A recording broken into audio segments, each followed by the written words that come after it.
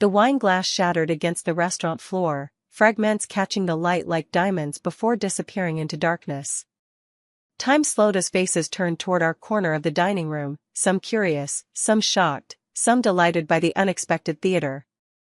My husband's face drained of color as he locked eyes with me across the narrow space between our tables. Beside me, Mark's expression hardened as he stared at his wife, the woman who had been secretly meeting my husband for months. "What a coincidence running into you here, David," I said, my voice carrying through the sudden silence. "Aren't you going to introduce me to your friend?" 3 weeks earlier, I was happy. Or at least, I thought I was. Rain pelted against the bedroom window as I folded laundry, listening to the steady rhythm while sorting David's shirts from mine. 12 years of marriage had settled us into comfortable patterns. David, my high school sweetheart turned husband, had grown from an ambitious college graduate into a successful investment banker. I had built my interior design business from scratch, and we'd created what I believed was a good life together. The notification sound from David's iPad broke my concentration. He'd left it charging on the nightstand before heading to his Saturday golf game. Normally, I wouldn't have looked. I respected his privacy as he respected mine. But the device kept chiming insistently, and thinking it might be important, I glanced at the screen. A series of text messages flashed across it. "Can't wait for next Thursday. Same place? Yes. 8 p.m. I've missed you. I'll book our usual table at Oriole. The private corner." The sender's name showed as Elise C. with a small red heart emoji beside it. My hands turned cold. I stood frozen, staring at the messages, trying to find an innocent explanation. Maybe a client? A colleague? But the heart, the tone, the secrecy, it all pointed to one terrible truth. I sat heavily on the edge of the bed, David's freshly laundered shirt still clutched in my hands. I unlocked the iPad with the passcode I wasn't supposed to know, his birthday backwards, hardly original, and opened the message thread. What I found confirmed my worst fears. Months of messages. Secret meetings. Intimate photos. Plans for their future, a future that clearly didn't include me. Elise Carrington. The name was vaguely familiar. I searched my memory and suddenly placed her, the vivacious brunette from David's company party last Christmas. She'd been there with her husband, a quiet, distinguished-looking man who'd mainly kept to himself while she charmed everyone around her. I remember David introducing them. "This is Mark and Elise Carrington. Mark heads our legal department." That's why the name had seemed familiar. Mark Carrington, David had mentioned him occasionally, always with respect. And now David was sleeping with the man's wife. I didn't cry. Not then. Instead, a strange calm washed over me as I methodically scrolled through their messages, taking screenshots, forwarding evidence to my own email. A plan was already forming in my mind, but I needed time to think, to gather information. When David returned from golf, soaked and complaining about the rain cutting his game short, I greeted him normally, the dutiful wife. He kissed my cheek absently and headed for the shower, unaware that everything had changed. That night, lying beside him in our bed, listening to his familiar breathing, I stared at the ceiling and made my decision. I wouldn't confront him, not yet. I wouldn't give him the chance to lie, to manipulate me with excuses and false promises. No, I wanted him to feel what I was feeling. I wanted him to know what it was like to have your world shattered in public, among watching eyes. I wanted Elise to feel it too. And most of all, I wanted justice, not just for me, but for Mark Carrington as well. He deserved to know the truth. And I knew exactly how I was going to tell him. Sunday morning brought weak sunshine after the previous day's rain. David was still asleep when I slipped out of bed, dressed quietly, and drove to the coffee shop across town, somewhere I was certain not to run into anyone we knew. I ordered a large black coffee and settled into a corner table with my laptop. Time to learn everything I could about Mark and Elise Carrington. Social media made my task almost too easy. Elise's Instagram account was public, filled with carefully curated images of her perfect life. Expensive vacations, charity galas, designer outfits. Mark appeared in some photos, always looking slightly uncomfortable in front of the camera, but smiling dutifully beside his wife. Their anniversary was highlighted in a post from 8 months ago. 12 amazing years with this man. #blessed #anniversary Elise had written beneath a photo of them toasting with champagne. The same number of years David and I had been married. The irony wasn't lost on me. I found Mark's LinkedIn profile next. Unlike his wife's showy social media presence, his was straightforward and professional. Harvard Law.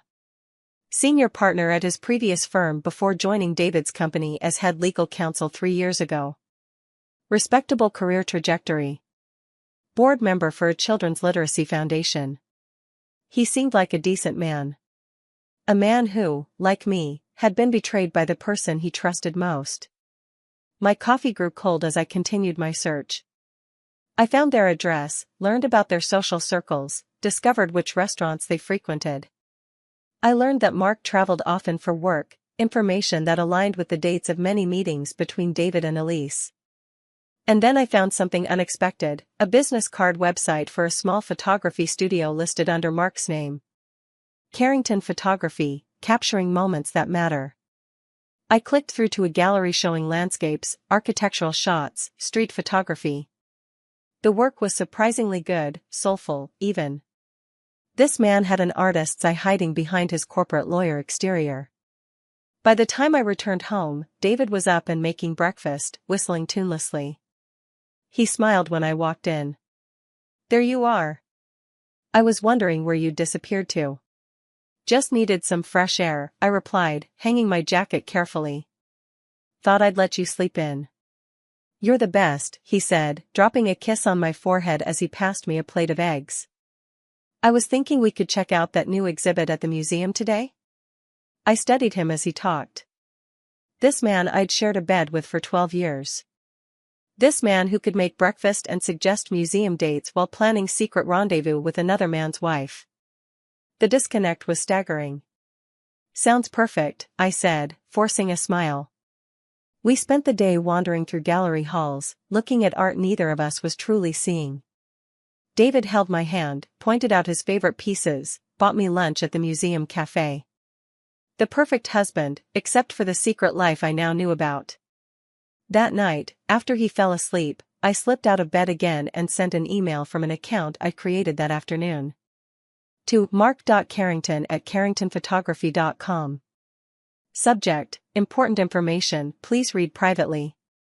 Mr. Carrington. I have information concerning your wife and my husband that I believe you should know.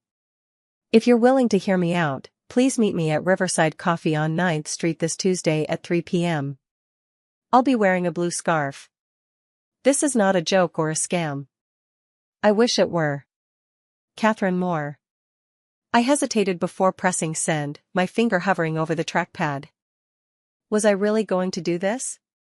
Involve a stranger in my marital disaster? But he wasn't a stranger, not really. He was the other victim in this betrayal. I clicked send, then closed the laptop and returned to bed, lying awake beside my sleeping husband until dawn crept through the curtains. Tuesday afternoon found me at Riverside Coffee half an hour early, nerves making my hands tremble slightly as I arranged and rearranged the blue scarf around my neck. The cafe was busy enough to provide anonymity but quiet enough for a private conversation. I'd chosen a corner table with a view of the door. When Mark Carrington walked in at precisely 3 p.m., I recognized him immediately from the photos I'd studied. Tall, broad-shouldered, with salt and pepper hair and a serious expression. He wore a well-tailored gray suit with no tie, dressed for the office but slightly less formal. His eyes scanned the room until they found my blue scarf, and he approached with measured steps. "Catherine Moore?" he asked, his voice deep and calm. I nodded, gesturing to the chair across from me. "Thank you for coming, Mr. Carrington." "Mark, please." He sat down, studying me with intense blue eyes. "Your email was concerning. You mentioned my wife and your husband?" A waitress approached before I could answer. Mark ordered black coffee, waited until she left, then turned back to me with an expectant look. I took a deep breath. My husband is David Moore. He works at Pinnacle Investments. Recognition flashed across his face. David Moore. Yes, I know him. He's in portfolio management. And he's been having an affair with your wife for at least 6 months. The words hung between us.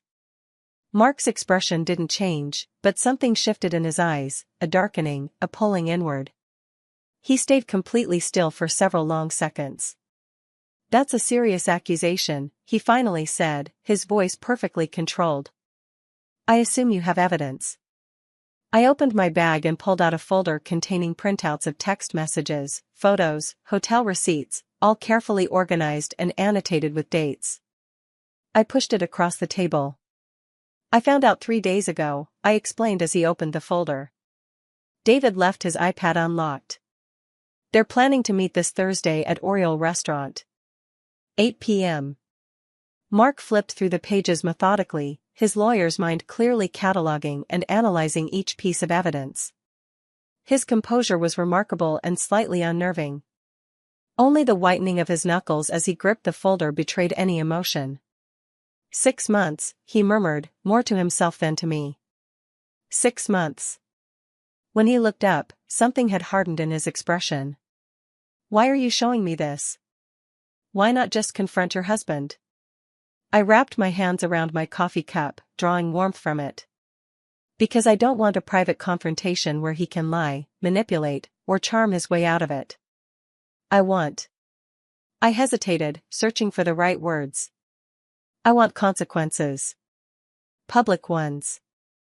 And I thought you deserved to know the truth.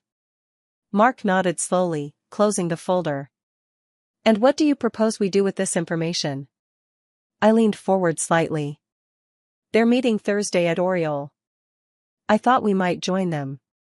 You want to confront them at the restaurant? Make a scene? He frowned. That seems. Not a scene, I corrected. A controlled revelation. I've already called Oriole. There's a table available right next to their usual spot. I thought we could arrive first, then watch their faces when they see us together. Mark was silent for a long moment, considering. Then, unexpectedly, one corner of his mouth lifted in a small, tight smile. You've thought this through. I've had 3 days with nothing else on my mind. He nodded again, then reached for his coffee. Tell me about yourself, Catherine. What do you do when you're not planning elaborate revenge scenarios? The question caught me off guard. I'm an interior designer. I have my own small firm. Successful? Yes, actually. I built a solid client base over the years.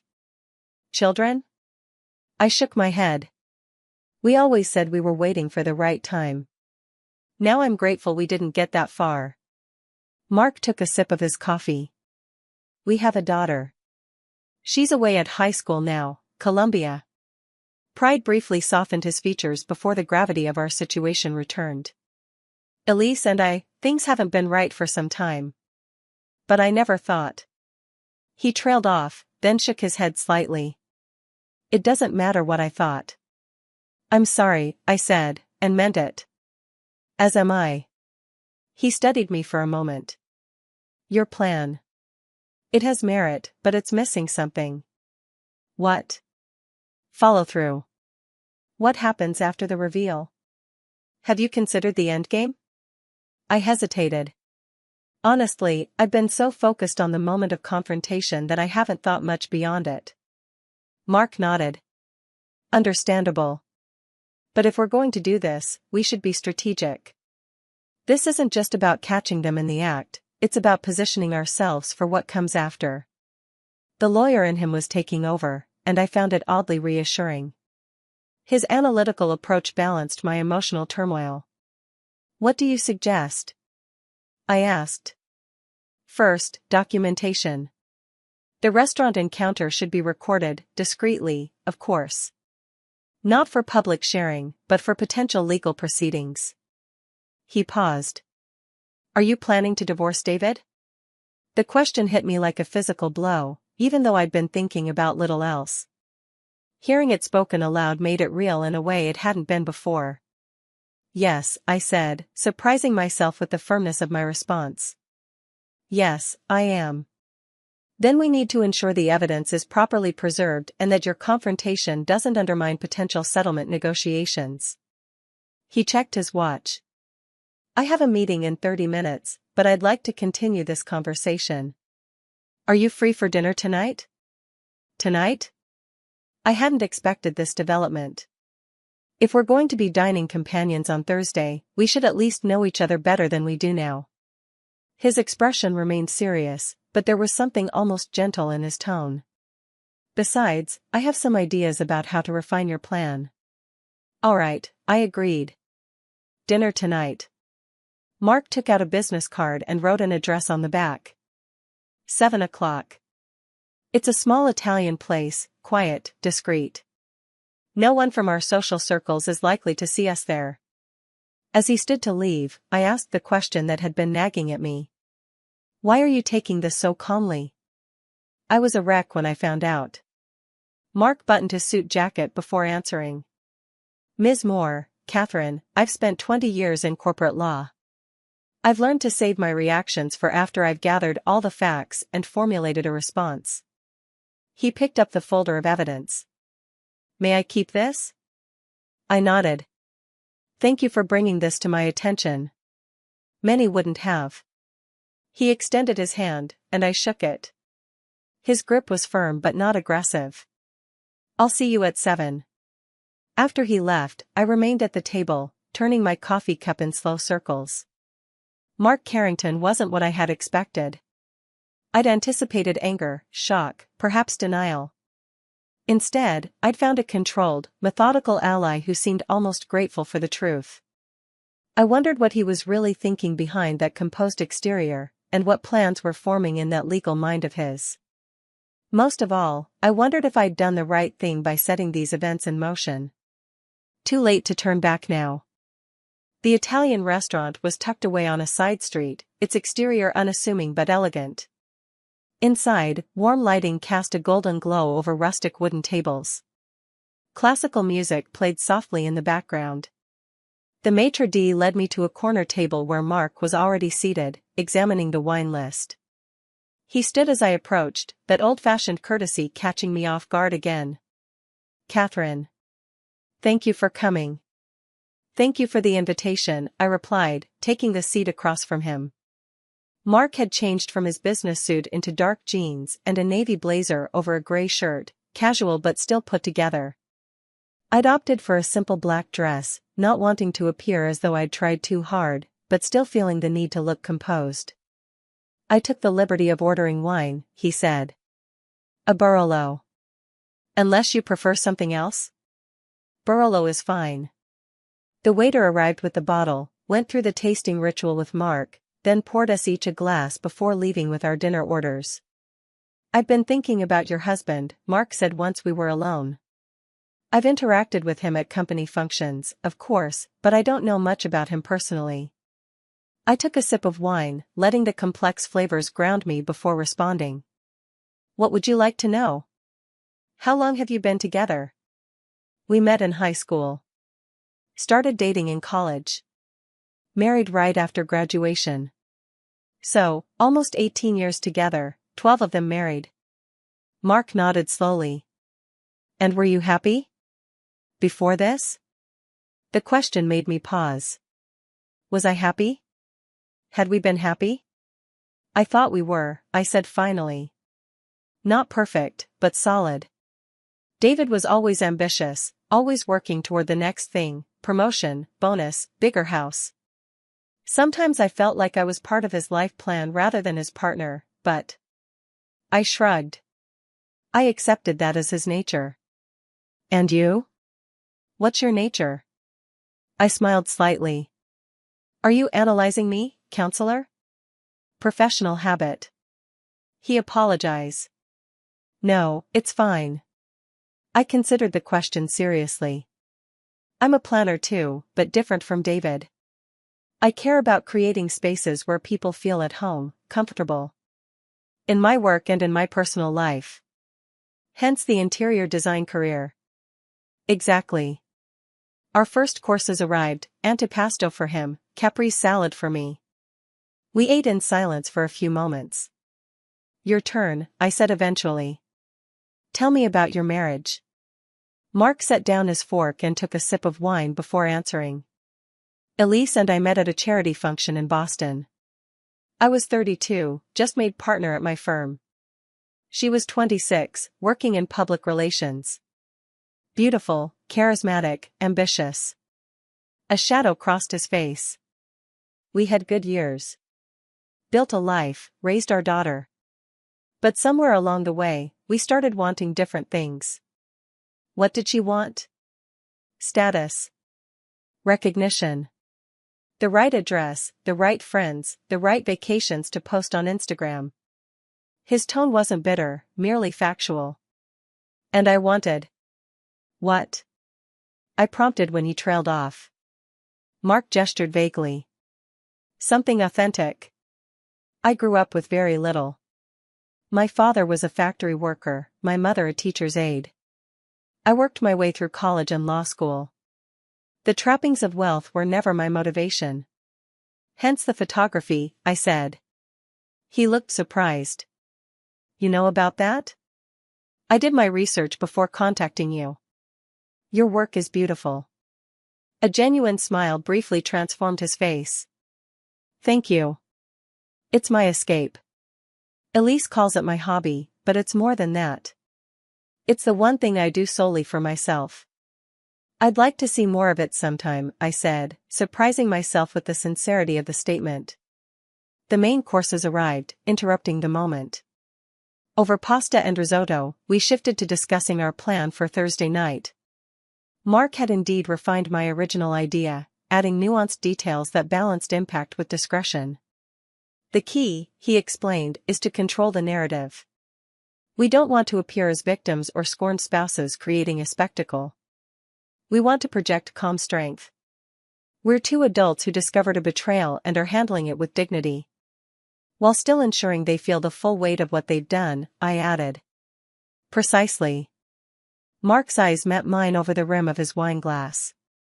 The greatest power in any confrontation is staying composed while the other party loses control. By the time we finished dinner and shared a tiramisu, his suggestion, they make it tableside, it's quite something, I felt a curious connection forming between us. Not romantic, we were both far too raw for that, but a kind of allied understanding. Two people thrust together by circumstance, finding unexpected common ground. As we walked to our cars afterward, Mark said, "Thank you for tonight, Catherine. It's been unexpectedly pleasant, given the circumstances." I was thinking the same thing. I hesitated. It's strange, isn't it? If not for our spouse's betrayal, we'd probably never have had a conversation beyond small talk at a company function. Life's little ironies. He stopped beside my car. I'll contact you tomorrow with the final arrangements for Thursday.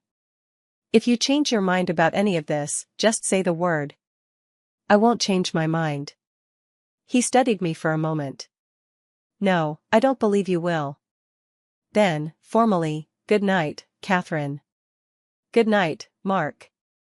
Driving home, I wondered what David would say if I told him I'd just had dinner with Mark Carrington. The thought almost made me laugh, a sharp, slightly hysterical sound in the quiet car. I was living a double life now too, keeping secrets, making plans in the shadows. The difference was, my secrets were about to bring everything into the light. Wednesday crawled by with excruciating slowness. I moved through my daily routines like an actress playing the role of Catherine Moore, devoted wife.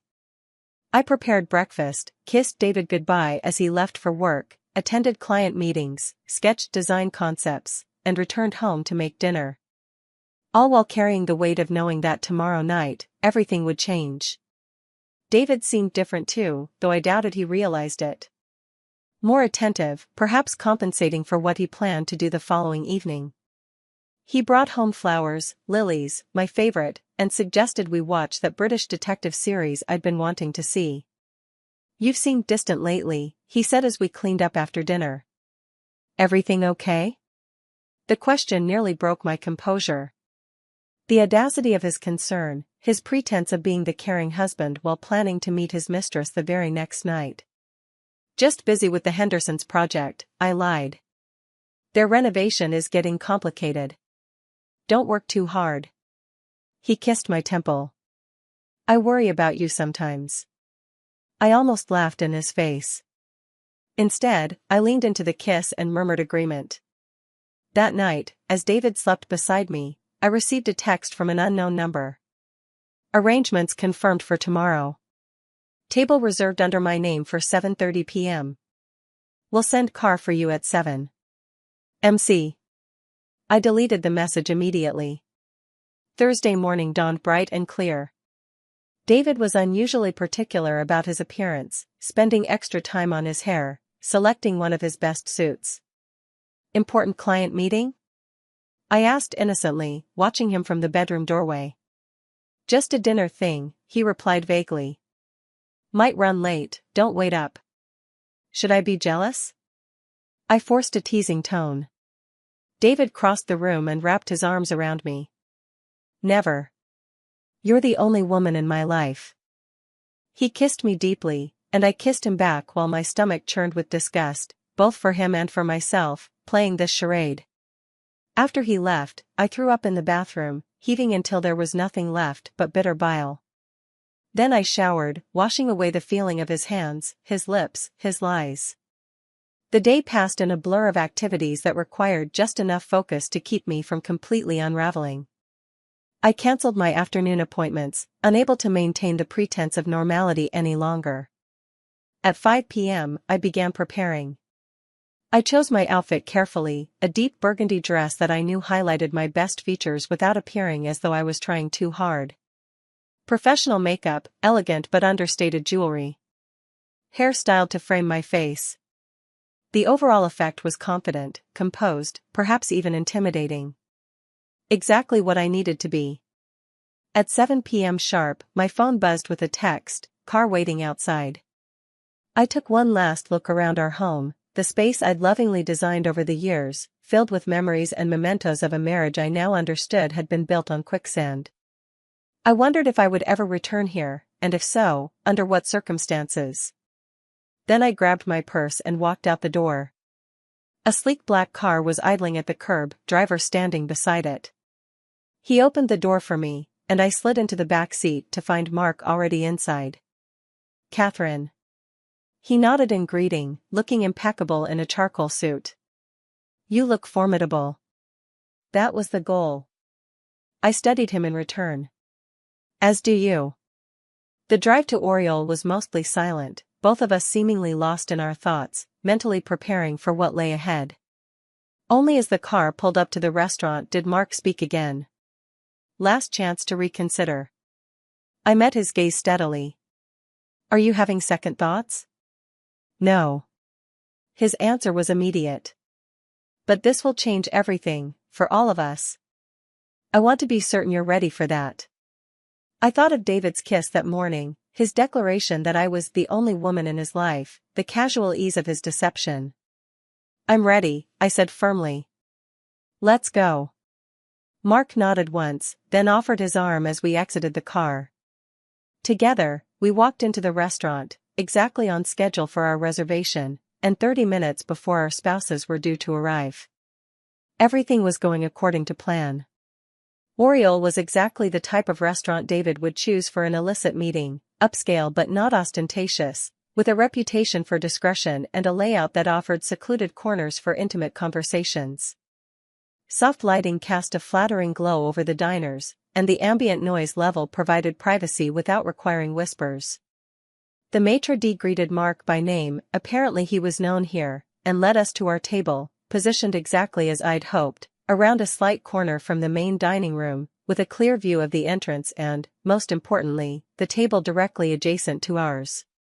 That table, their usual spot, according to David's messages, remained empty, awaiting its 8 p.m. reservation. Champagne to start? Mark suggested as we settled in. When I nodded, he ordered a bottle of Veuve Clicquot.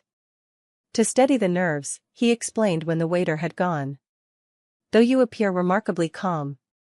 Appearances can be deceiving. I smoothed my napkin across my lap. My heart is racing. As is mine. His admission surprised me, he seemed so composed. But we've come this far. No turning back now. The champagne arrived, and we went through the motions of ordering appetizers neither of us would likely remember eating. The minutes ticked by with excruciating slowness. I checked my watch repeatedly, earning a gentle look from Mark. Try to appear engaged in our conversation, he advised. We want them to see us enjoying ourselves, not anxiously awaiting their arrival. I nodded and made a conscious effort to relax my posture. Tell me about your daughter, I suggested. You mentioned she's at Columbia? Mark's expression softened, as it had before when discussing his child. Sophia. She's in her 11th grade. Brilliant girl, takes after her mother in looks but thankfully got my common sense. His wry tone made me smile despite my tension. Do you have a picture? He pulled out his phone and showed me a photo of a striking young woman with dark hair and her father's intense blue eyes, smiling beside Mark. She's beautiful, I said sincerely. She's the one thing I got right, he replied, putting the phone away. Whatever happens with Elise and me, Sophia remains my priority. Does she know about your marital problems? She knows things aren't ideal between her mother and me, but not specifics. She's focused on her studies right now, and he stopped abruptly, his gaze shifting to a point over my shoulder. They're here. My pulse spiked. I forced myself not to turn around immediately, instead taking a deliberate sip of champagne. Together? I asked quietly. No. Just your husband. He's speaking with the host. Mark's expression remained neutral, but I caught the slight tightening around his eyes. Now he's being led to the table behind you. He hasn't noticed us yet. I gradually shifted in my chair, angling myself so I could see without being obvious. David was indeed being seated at the adjacent table, his back partially to us, checking his watch and scanning the restaurant entrance, looking for Elise. Shall we wait for her arrival, or make our presence known now? Mark asked, his voice low. I considered. Let's wait. I want to see their faces when they first see each other, that moment of private conspiracy before they realize they've been discovered. Mark nodded approval. Patience rewards the prepared. We continued our performance of normal dinner conversation, discussing safe topics like favorite films and travel destinations, all while hyper-aware of David's proximity. He ordered a scotch and checked his phone repeatedly, clearly anxious about Elise's whereabouts. At 8:15, she arrived. I recognized her immediately from the company party and the photos in her Instagram feed. Elise Carrington made an entrance even when she wasn't trying, tall, curvaceous, with glossy dark hair cascading over her shoulders. She wore a sleek blue dress that hugged her figure and heels that clicked confidently across the floor as she approached David's table. His face lit up when he saw her, an expression of genuine delight that stabbed me through the heart. He stood, greeting her with a kiss that lingered just a moment too long for business acquaintances, his hand resting possessively at the small of her back as she sat. Well, Mark murmured, watching them with narrowed eyes. There it is. I couldn't look away as David leaned close to Elise, saying something that made her laugh and touch his arm. The easy intimacy between them told a story of many such meetings, many such touches. Ready? Mark asked, his voice steady despite the slight tremor I detected in his hand as he set down his champagne glass. I took a deep breath and nodded. Ready. Mark stood and extended his hand to me, helping me from my chair. Together, we stepped the short distance to the adjacent table, appearing suddenly in David and Elise's line of sight. The effect was immediate and dramatic. David froze mid-sentence, his face draining of color as he registered my presence.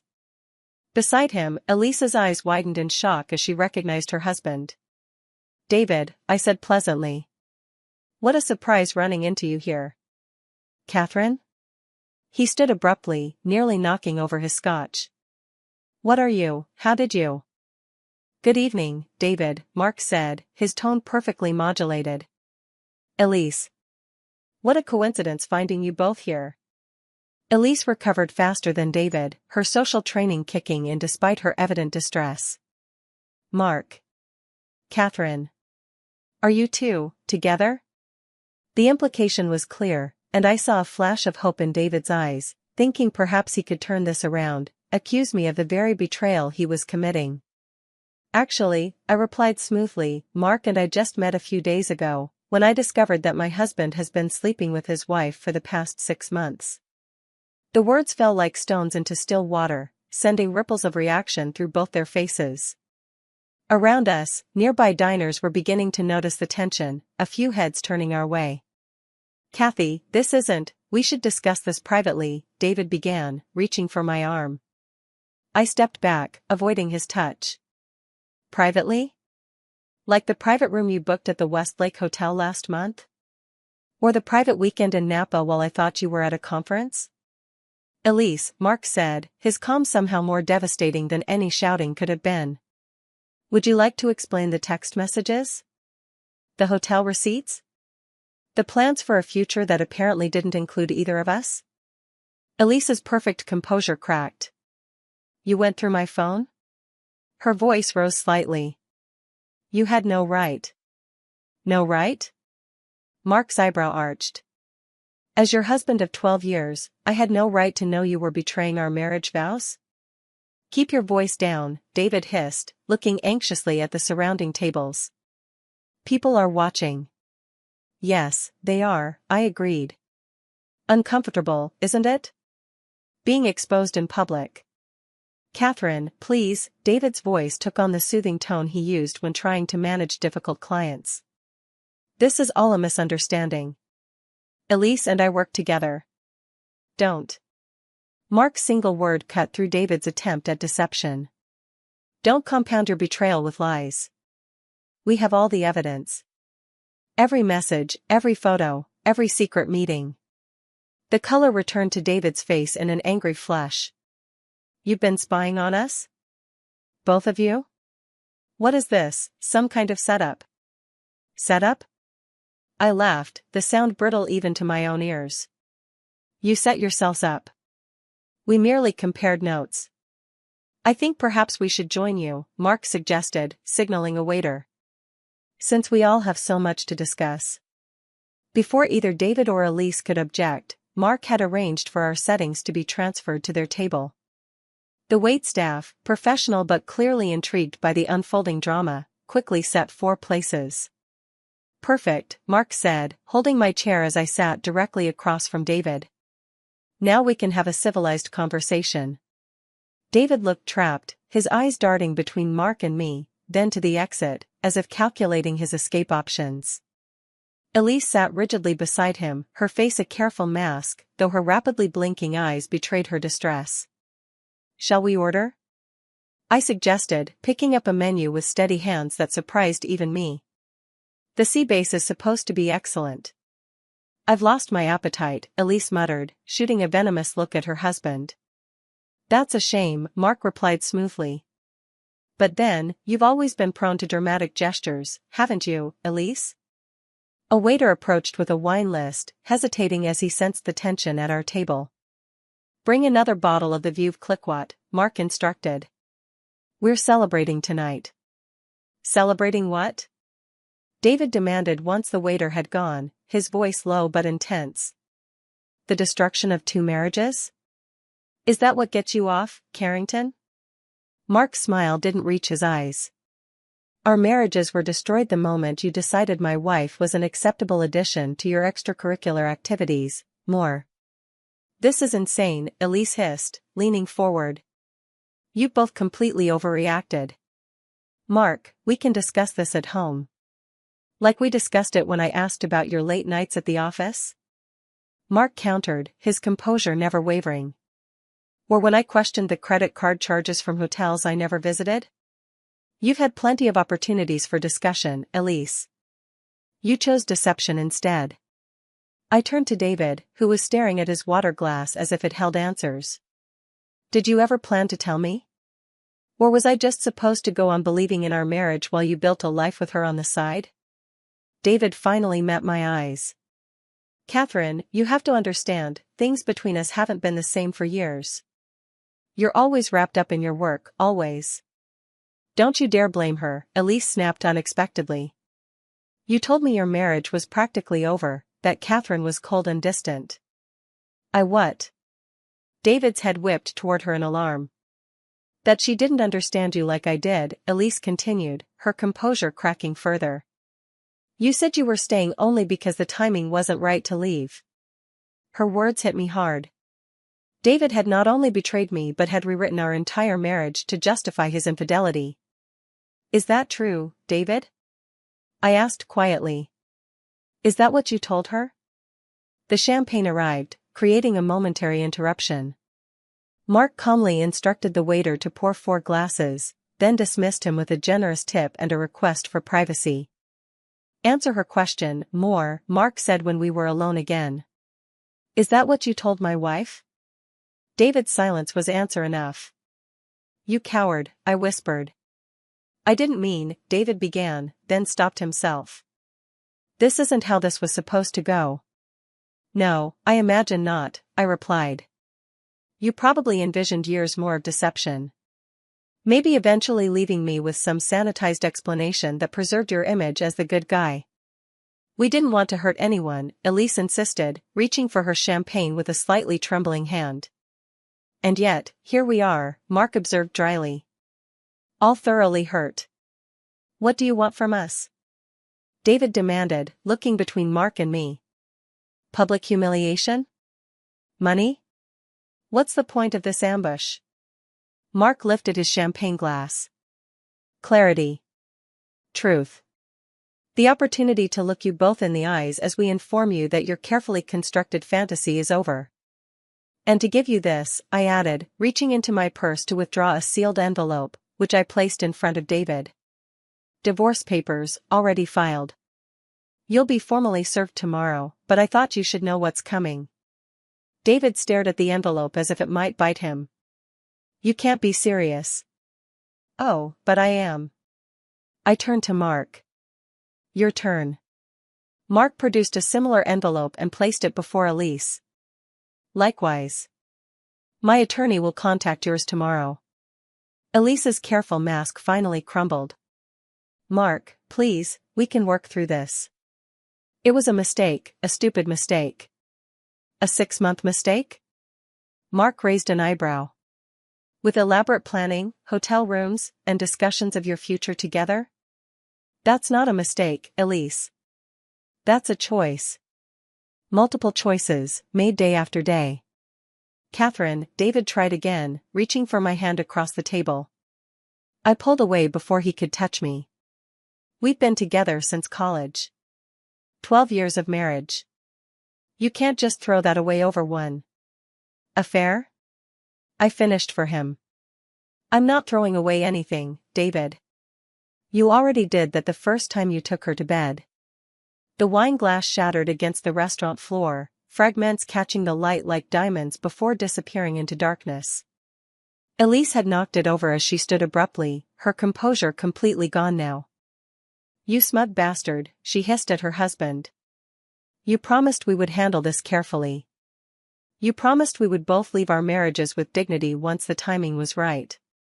Mark looked up at his wife, his calm finally tinged with genuine curiosity. And when exactly was the right timing scheduled, Elise? After Sophia's graduation? After you'd secured your position on the museum board using my donations and connections? You never understood me, she spat. Never appreciated what I gave up to be your perfect corporate wife while you hid behind your law books and your stupid camera. I watched the exchange with a strange detachment, as if viewing a play whose ending I already knew. Beside me, David sat frozen, perhaps realizing for the first time the full scope of the disaster he'd helped create. I think we're done here, Mark said evenly, standing and offering me his hand. Catherine? Wait, David pleaded, finally finding his voice again. Catherine, don't leave like this. Let's talk about this, please. We can fix this. I regarded my husband, the man I'd loved for most of my adult life, and felt a curious emptiness where pain should have been. There's nothing to fix, David. It's already broken beyond repair. I stood and took Mark's arm, conscious of the eyes following us as we made our way through the now silent restaurant. Behind us, I heard Elise's voice rise in recrimination, then David's angry response. Their private drama was becoming very public indeed. Outside in the cool night air, I finally allowed myself to tremble, the adrenaline of confrontation giving way to exhaustion. "Are you all right?" Mark asked quietly, his hand steady at my elbow. "No," I answered honestly. "But I will be." His driver appeared with impeccable timing, opening the car door for us. As we settled into the back seat, I caught a final glimpse of the restaurant entrance, where David had followed us outside and stood watching our departure, his face a mask of shock and dawning comprehension. I didn't look back again. The morning after our confrontation at Oriole brought rain, heavy sheets of it pounding against the windows of the hotel room I'd checked into the previous night. I hadn't been able to face returning to the house I shared with David, not after everything that had transpired. I lay in the unfamiliar bed, listening to the storm and scrolling through the flood of text messages David had sent throughout the night. "Catherine, please call me. We need to talk about this rationally. It wasn't what you think. Elise and I got carried away, but we were going to end it. I never meant to hurt you. Where are you? I'm worried. This is insane. You can't just throw away 12 years of marriage without giving me a chance to explain. You planned this with Carrington? How long have you two been working together behind our backs?" The last one almost made me laugh at its hypocrisy. I silenced my phone and ordered room service, strong coffee and toast I couldn't bring myself to eat. By noon, the rain had cleared, and I forced myself to face the next step, returning home to collect some essential belongings. I'd hoped to avoid seeing David, but his car was in the driveway when I arrived. Taking a deep breath, I used my key and entered the house that no longer felt like mine. David was waiting in the living room, unshaven and bleary-eyed, looking as though he hadn't slept. He jumped up when he saw me. "Catherine. Thank God. Where have you been?" "I've been calling all night. I needed space." I kept my voice neutral, moving past him toward the stairs. "I'm just here to pack some things." He followed me. "You can't just leave. We need to talk about this." "We have nothing to talk about." I entered our bedroom, his bedroom now, I supposed, and pulled a suitcase from the closet. "Nothing to," David ran a hand through his disheveled hair. "Catherine, you ambushed me in a public restaurant with another man. You filed for divorce without even giving me a chance to explain." I turned to face him, anger finally breaking through my careful composure. "Explain what, David? How you've been lying to me for months? How you told another woman our marriage was practically over? Or maybe how you planned to keep deceiving me until it was convenient to leave?" "It wasn't like that." His voice dropped, taking on the earnest tone he used when trying to close difficult deals. "Elise and I, it started as just friendship. Then things got complicated. We made a mistake, yes, but—" "A 6-month mistake," I echoed Mark's words from the night before. "With hotel rooms and secret meetings and plans for the future." "That's not a mistake, David. That's a deliberate campaign of deception." "I still love you," he insisted, moving closer. Elise she was exciting, different. But what we have is real, Catherine.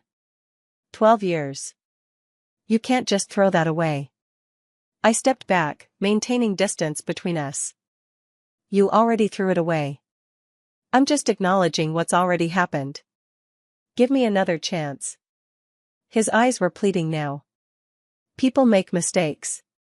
Marriages survive affairs all the time. Not this marriage. I turned back to the closet, pulling clothes from hangers and placing them methodically in the suitcase. Not after what you said about me to her. Not after you made me feel crazy for suspecting something was wrong all these months. What can I do? There was desperation in his voice now. Tell me what I can do to fix this. I paused, a sweater in my hands, the blue cashmere he'd given me for Christmas last year. Had he already been seeing Elise then? The thought made me drop the sweater back into the closet. Nothing, I said simply. There's nothing you can do.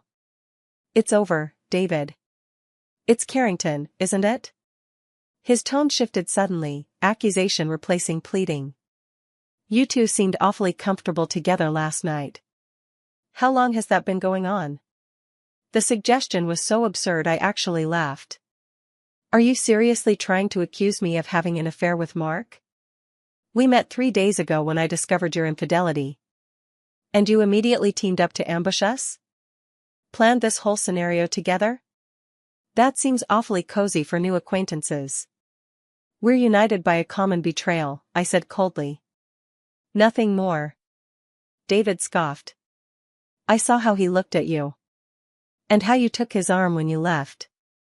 Basic human decency looks a lot like romance when you've forgotten what it's like, I observed, zipping the now full suitcase. Mark and I are not involved. But even if we were, which we're not, you have absolutely no right to question who I spend time with anymore. I lifted the suitcase from the bed. I'll be staying at the Westside Hotel for now. My lawyer will contact you about dividing our assets.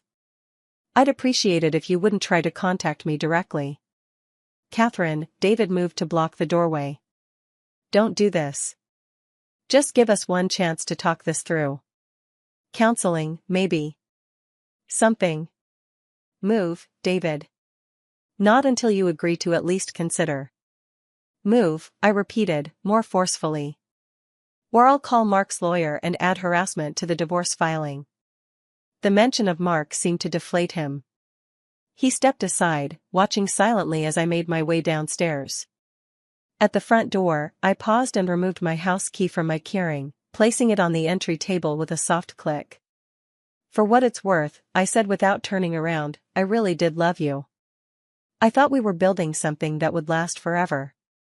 We still can, he said quietly. I shook my head. No. We can't. I opened the door, then added. I hope she was worth it. I was 3 steps down the walkway when my phone buzzed with a text message from Mark. How are you holding up? I waited until I was in the car before responding, just retrieved some things from the house. David was there. Unpleasant but survivable. You?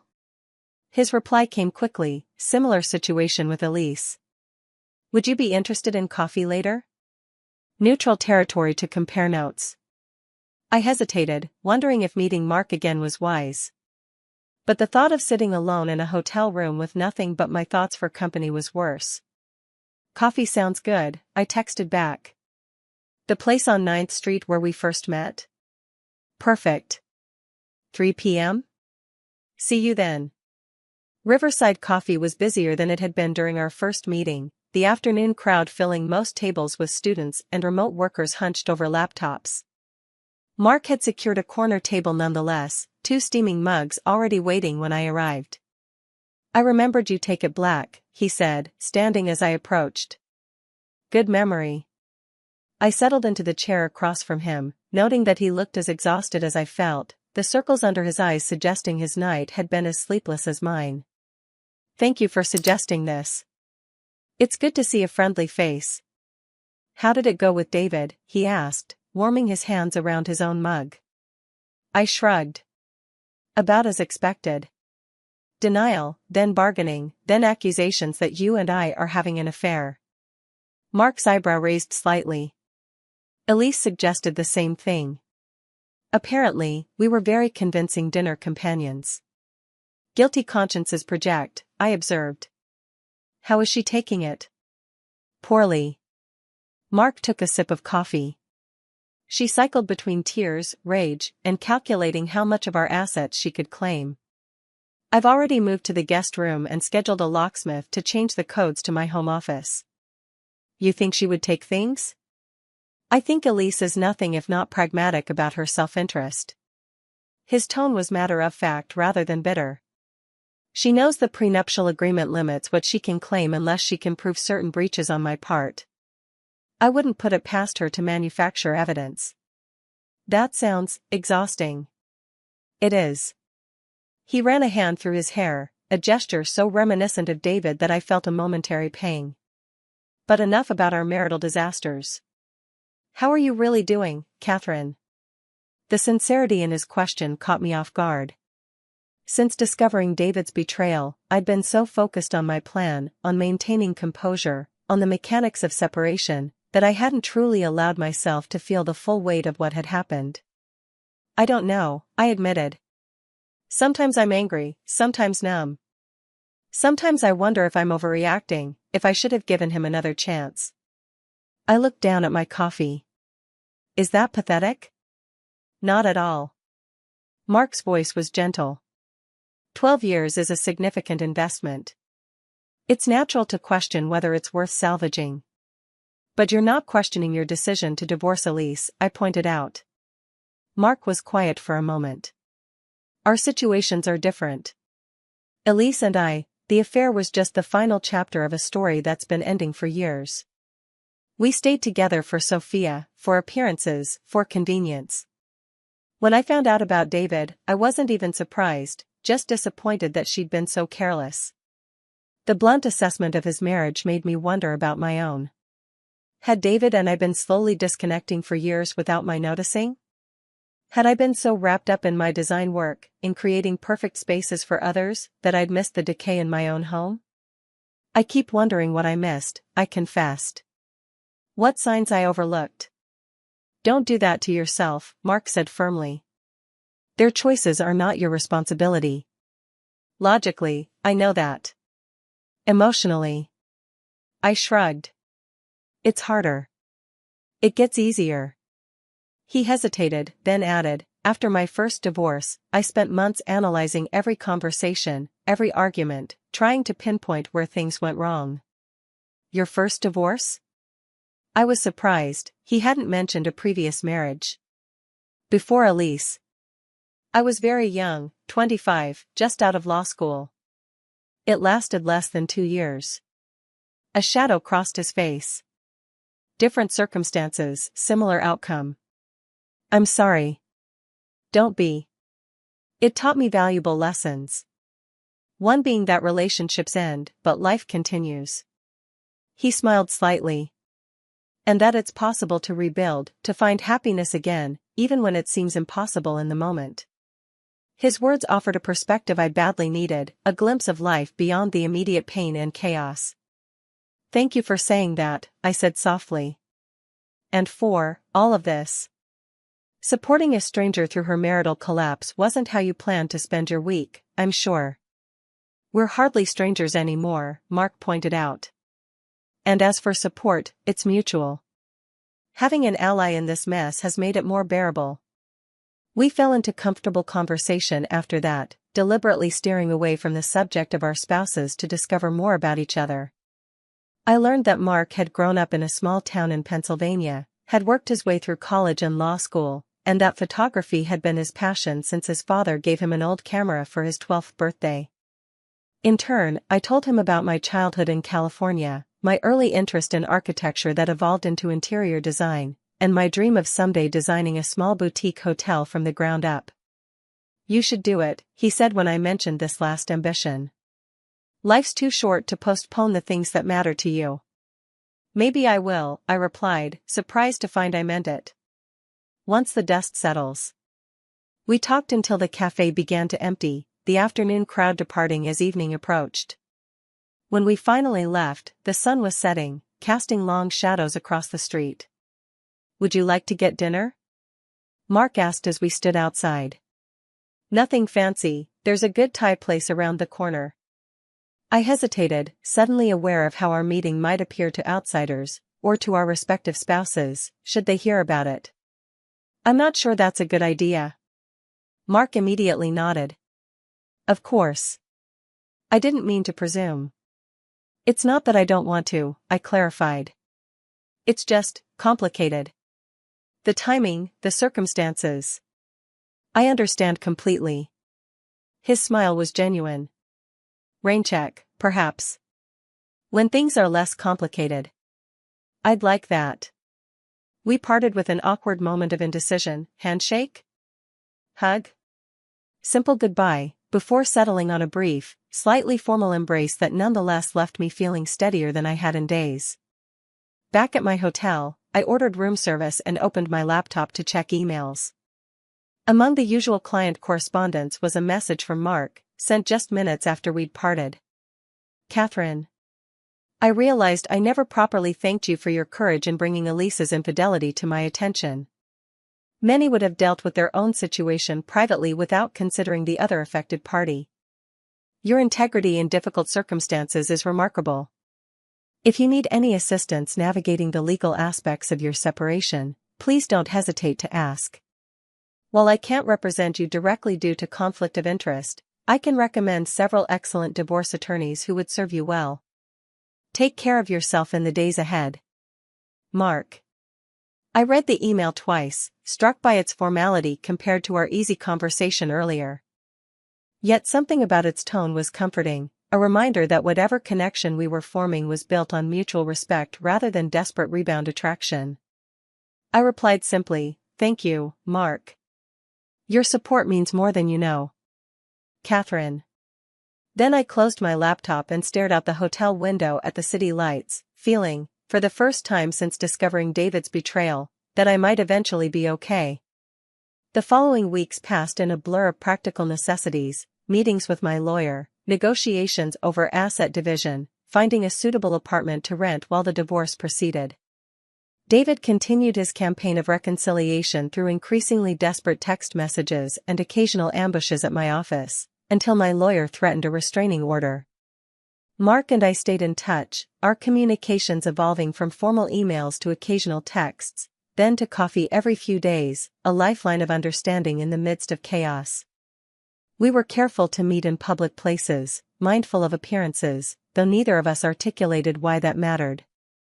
3 weeks after the confrontation at Oriole, I was selecting paint samples for my new apartment when my phone buzzed with a text from an unknown number. "This is Elise Carrington. We need to talk. The Regent Hotel Bar, 7 p.m. tonight. Come alone." I stared at the message in disbelief. What could Elise possibly want from me? My first instinct was to ignore it, but curiosity won out. I texted back. "Why would I meet with you?" Her response was immediate, "Because what I have to tell you affects both of us. And because you owe me." "I owe you nothing," I replied. 7 p.m. One conversation. Then we never have to speak again. Against my better judgment, I found myself in the elegant lounge of the Regent at 6:55 that evening. Elise was already there, perched on a stool at the bar, nursing what looked like a martini. She wore a sleek black dress that highlighted her figure, hair perfectly styled, makeup flawless. Even in the midst of divorce, she maintained her polished appearance. "Catherine," she acknowledged as I slid onto the stool beside her. "Thank you for coming." "I'm listening," I said coolly, declining the bartender's offer with a shake of my head. I wanted to stay clear-headed for whatever this was. Elise took a long sip of her drink before speaking. "You and Mark seem to be getting quite close." The statement caught me off guard. "That's not your concern." "Perhaps not." She turned to face me fully. "But I thought you should know exactly what you're getting involved with. If you invited me here to badmouth your husband, ex-husband, soon enough." She smiled thinly. "And no, that's not why I asked you here. I wanted to warn you." "Warn me?" I couldn't keep the skepticism from my voice. "About Mark? The man you cheated on with my husband?" "Yes." She swirled her drink, ice clinking against glass. "Mark isn't the wronged husband he's pretending to be. Our marriage was over long before David came into the picture. If you're trying to justify your affair—" "I'm not justifying anything," she interrupted. "I'm telling you that Mark knew about David and me for months. He didn't care. Our marriage has been a convenient arrangement for years. He gets his perfect corporate wife for professional appearances. I get financial security and social status." I started to stand. "I'm not interested in your version of events."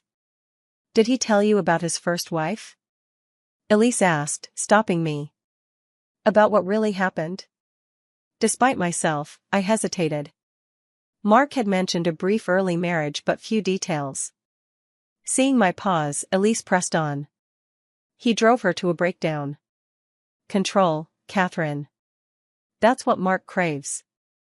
He controlled every aspect of her life until she couldn't take it anymore.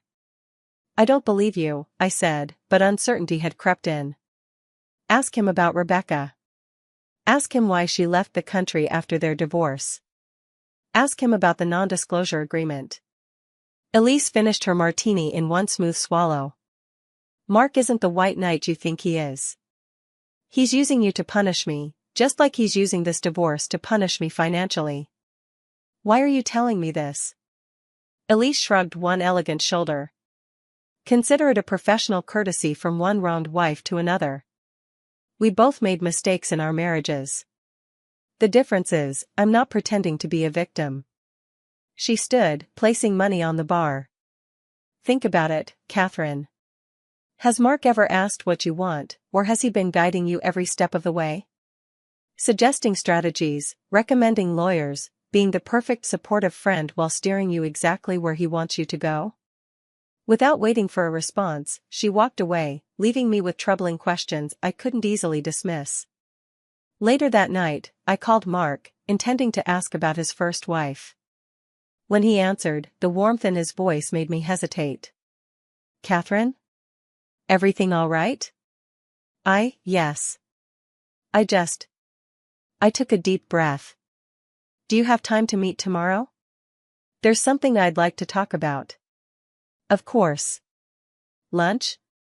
There's a new place on Riverside I've been meaning to try. Perfect, I agreed, deciding a public setting was best for the conversation ahead. Mark? Yes? Is there anything about your past, about your previous marriage, that I should know? The silence that followed was brief but telling. When he spoke again, his tone was carefully neutral. I suppose there is. Tomorrow, then? Tomorrow, I confirmed, ending the call with a knot of anxiety forming in my stomach. I spent a restless night wondering if I'd been naive, if the connection I'd felt with Mark had been manipulation rather than genuine understanding. By morning, I'd resolved to ask direct questions and judge his responses carefully. Riverside Bistro was busy with the lunch crowd when I arrived the next day. Mark was already seated at a corner table, looking more serious than I'd seen him since our first meeting. He stood as I approached, his smile not quite reaching his eyes. Catherine. Mark. I took the seat across from him, declining a menu from the hovering waiter. I'm not very hungry. Just coffee, then? When I nodded, he ordered for both of us, then turned his attention fully to me. You had questions about my first marriage. Direct. No pretense. It was one of the things I'd appreciated about him. Yes. I wrapped my hands around the water glass, needing something to hold.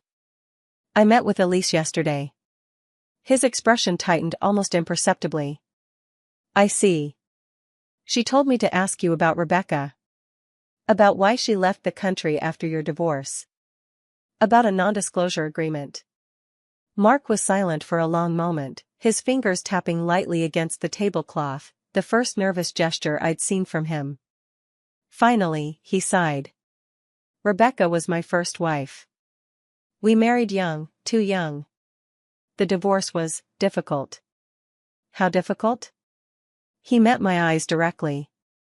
She had mental health issues that emerged during our marriage. Severe anxiety, depression, eventually diagnosed as bipolar disorder. When I sought divorce, she threatened to harm herself. And the non-disclosure agreement? Standard legal protection. Her family was wealthy, concerned about privacy. The agreement prevented either of us from discussing the marriage publicly. It was mutual, not one-sided. And her leaving the country? Her choice. She wanted a fresh start, away from painful memories. Last I heard, she was living in London, remarried, doing well. He leaned forward slightly. Catherine, what exactly did Elise tell you? I hesitated, then decided on complete honesty. She said you were controlling. That you drove Rebecca to a breakdown. That you knew about her affair with David for months and didn't care because your marriage was just a convenient arrangement. Mark's laugh held no humor. Of course she did. He ran a hand through his hair. Elise excels at twisting the truth to suit her narrative. So none of it's true? Some of it is. His frankness surprised me. Rebecca did have a breakdown, but not because of me, because she stopped taking her medication. As for knowing about the affair. He paused as our coffee arrived, waiting until the waiter departed. I suspected something was wrong. Elise was increasingly distant, secretive about her phone. But I didn't have confirmation until you showed me the evidence. And your marriage being an arrangement? His smile was sad. There's perhaps more truth to that than I'd like to admit. We've been living separate lives under the same roof for years. But that doesn't mean I condoned or accepted her infidelity. I studied him, trying to reconcile his version with Elise's, searching for signs of deception in his face, his tone, his body language. Why would she tell me these things? I asked finally. Why do you think? His voice was gentle. She sees us becoming close. It threatens her narrative of being the wronged party in our divorce. And perhaps. He hesitated. Perhaps what? Perhaps she's jealous, he suggested quietly. Of whatever is developing between us. The statement hung in the air, neither of us immediately addressing its implications. I stared at my coffee, turning his words over in my mind. Is something developing between us, Mark? I asked finally, looking up to meet his gaze. I think you know the answer to that, he replied softly. But the timing is complicated. Very complicated, I agreed. We're both vulnerable right now. Both recovering from betrayal. It would be easy to mistake comfort for connection. Yes, it would. And yet. He reached across the table, not quite touching my hand but close enough that I felt the invitation. I find myself thinking about you even when divorce negotiations and work demands should be consuming all my attention. The confession, so simply stated, sent warmth spreading through me despite my reservations. I think about you too, I admitted.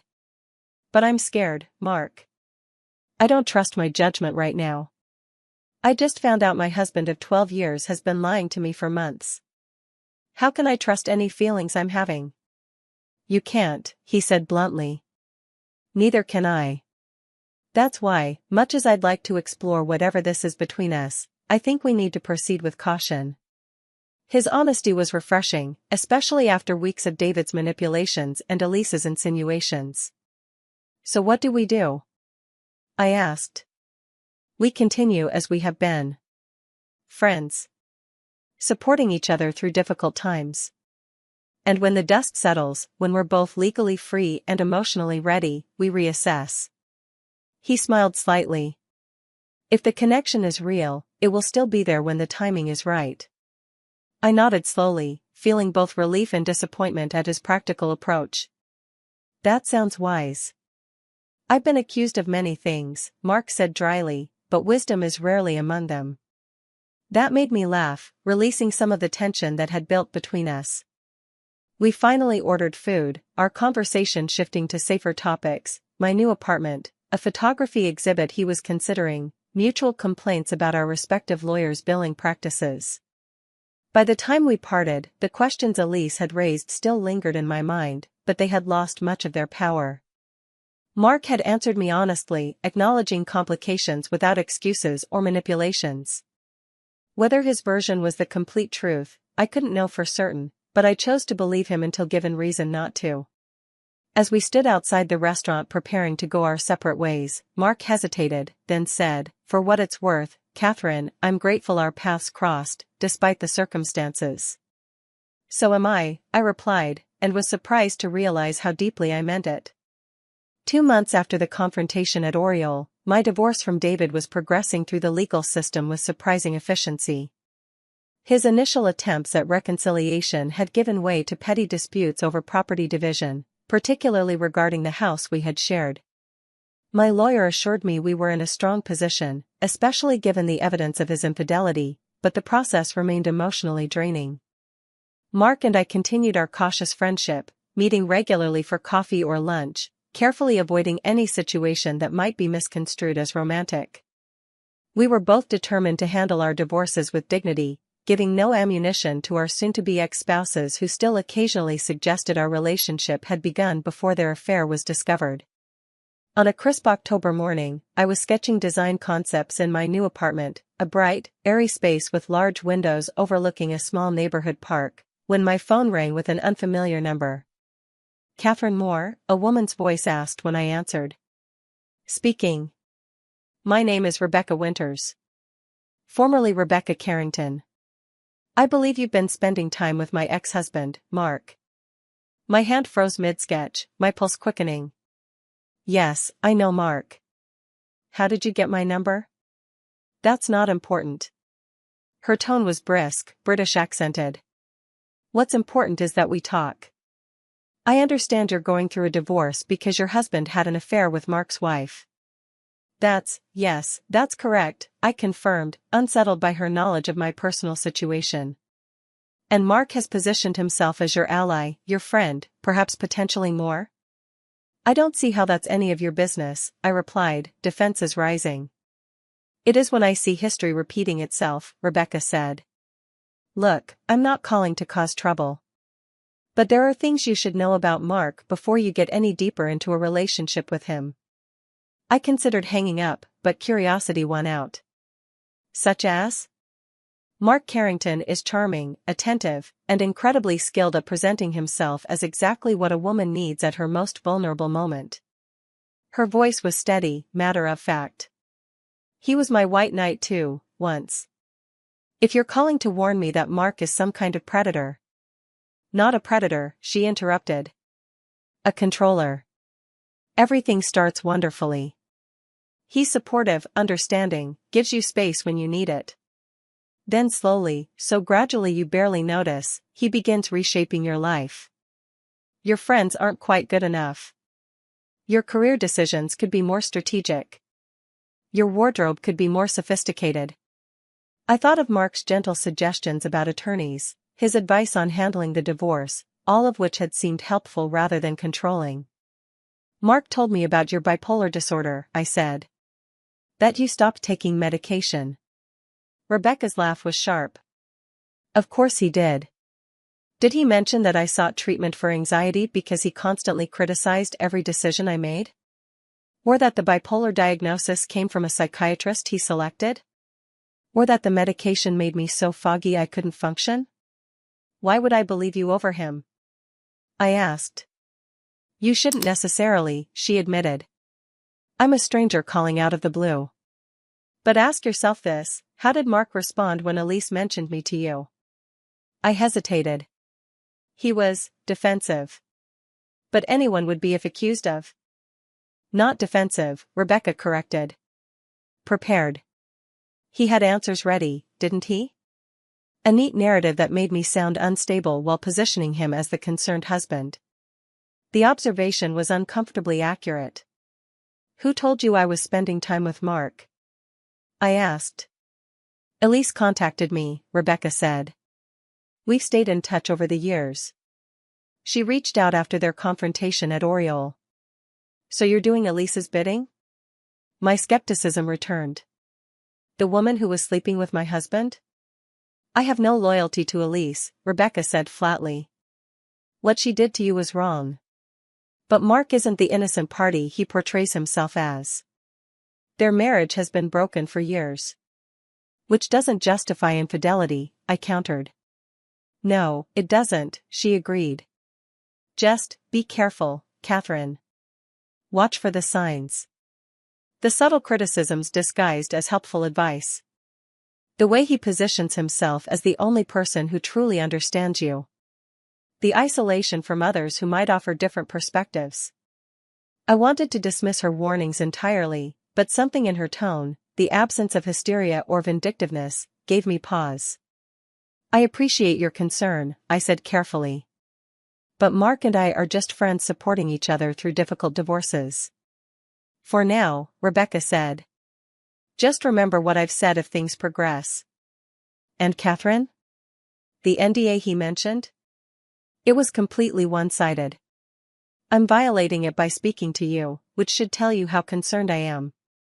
After she hung up, I sat motionless, her words echoing in my mind. The sensible response would be to disregard the call entirely, a desperate attempt by Elise to drive a wedge between Mark and me. Yet Rebecca had sounded genuinely concerned rather than manipulative. I pulled out my phone and texted Mark, "Are you free to talk? Something's come up." His reply came almost immediately, "Of course. What's wrong?" Rather than explaining by text, I called him. When he answered, I got straight to the point. "Rebecca contacted me today." The silence that followed spoke volumes. "Mark? I'm here," he said finally. "What did she want?" "To warn me about you." I kept my tone neutral. "She painted quite a different picture of your marriage than you did." "I can imagine." His sigh carried through the phone. "Catherine, Rebecca has been trying to rewrite our history for years. She's not well." "That's what she said you'd say," I interrupted. "She also mentioned that the NDA was one-sided." "Is that true?" Another pause. "It's complicated. The agreement had mutual confidentiality clauses, but yes, the penalties applied primarily to her. Her family insisted on it to protect their reputation." "And the psychiatrist? The medication? She told you I controlled her medical care?" Mark's voice hardened slightly. "I suggested a doctor when she was having panic attacks. Everything after that was between her and her physicians." "Mark, I don't know what to believe." "I understand." His tone softened. "Rebecca has her version of events. I have mine. The truth likely lies somewhere in between." His admission surprised me. I'd expected absolute denial. "Would it help to meet in person?" he suggested. "This isn't a conversation we should have over the phone." We arranged to meet at a small park near my apartment, neutral ground where we could talk privately. When I arrived, Mark was already there, sitting on a bench overlooking the duck pond. He looked troubled, none of his usual composure evident. "Thank you for coming," he said as I sat beside him, leaving space between us.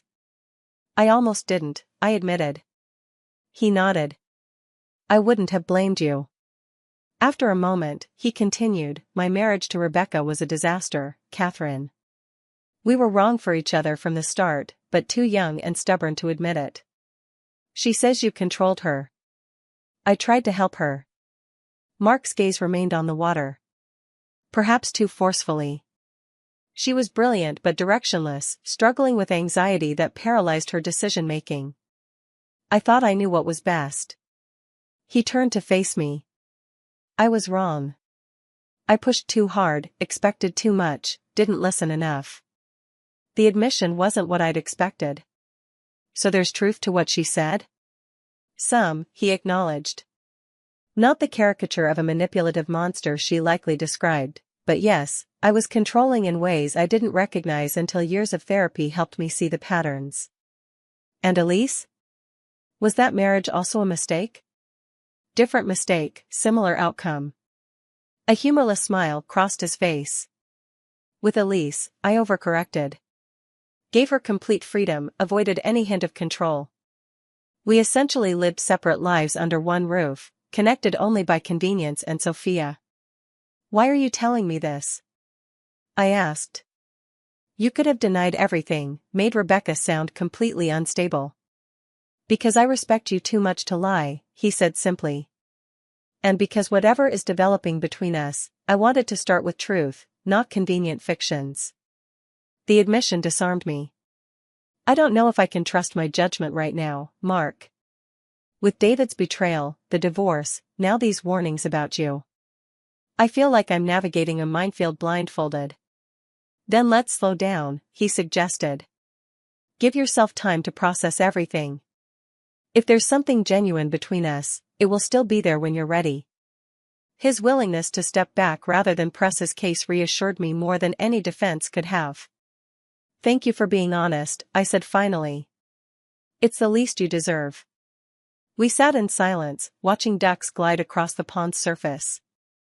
For the first time since meeting Mark, I felt I was seeing the real person, flawed, complex, capable of both mistakes and growth, rather than the perfectly controlled exterior he usually presented. I should go, I said eventually. I need time to think.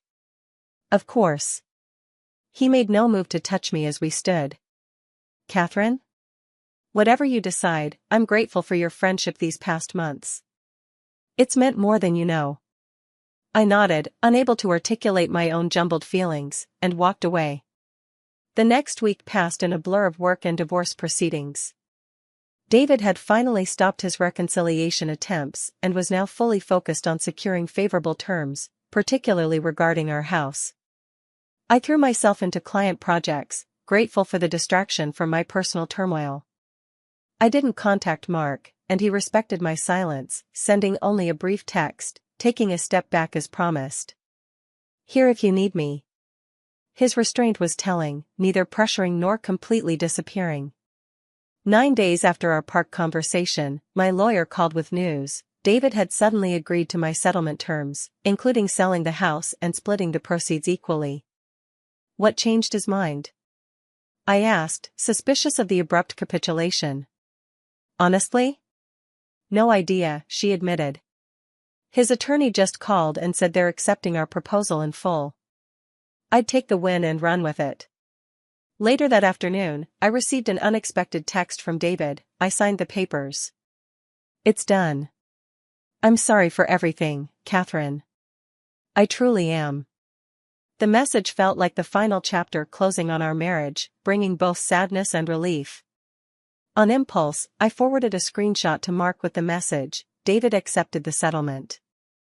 It's almost over. His reply came quickly, congratulations. How are you feeling? Relieved. Sad. Free. All of the above. Would you like to celebrate? Or commiserate? Or both? I hesitated, then replied, both. Dinner tomorrow? I'll pick you up at 7. When I opened my door the following evening, Mark stood holding a small bouquet of sunflowers, my favorite, though I couldn't remember telling him that. Not roses, he explained, handing them to me. Too romantic for the occasion. But something bright seemed appropriate for marking a new chapter. The thoughtfulness of the gesture touched me. They're perfect. Thank you. Over dinner at a quiet neighborhood bistro, I told him about the settlement and my mixed emotions about the marriage officially ending. He listened attentively, offering neither platitudes nor advice, just understanding. I'd been thinking about what Rebecca said, I admitted as our meals arrived. And about your response. And? His expression was carefully neutral. I appreciate your honesty that day. It would have been easier to dismiss her as crazy or vindictive. Perhaps, he acknowledged. But it wouldn't have been true. Or fair to you. I'm still cautious, Mark. About us, about what might happen next. As you should be, he said. We'd both been through emotional hurricanes. Rushing into something new would be unwise. But? I prompted, sensing there was more. But I find myself hoping that when the storms have passed, we might explore whatever this connection between us is. His eyes met mine. At your pace, with your boundaries firmly in place. The sincerity in his gaze made something shift inside me, not trust completely restored, but a willingness to keep the door open to possibilities. I'd like that, I said softly. 6 months later, on a warm spring evening, I stood in the doorway of my completed apartment renovation, a project that had become therapeutic during the final stages of my divorce. The space reflected my emerging new identity, clean lines and warm colors, elements of my previous style blended with bolder choices I'd never have made while with David. Mark had helped hang the last artwork that afternoon, and now stood in the kitchen uncorking a bottle of champagne. Our relationship had developed slowly, deliberately, casual dates evolving into deeper conversations, physical affection progressing at a measured pace. We talked extensively about our past relationships, my concerns about his controlling tendencies, his fear of repeating old patterns. To new beginnings, he said, handing me a glass of champagne. And beautiful spaces created by an extraordinarily talented designer. And to honesty, I added. Even when it's uncomfortable. His smile was warm as we clinked glasses. Especially then. As we settled onto the couch, his arm comfortably around my shoulders, I reflected on the unexpected journey that had brought us here. What began with betrayal and confrontation had gradually transformed into something I hadn't believed possible again: trust, connection, and the promise of a future built on truth rather than convenient illusions. When Mark kissed me, it felt like both an ending and a beginning, the final chapter of our separate tragedies and the first page of a story we were choosing to write together. "Stay tonight?" I asked when we parted. "Are you sure?" "I am." And for the first time in a very long time, I truly was.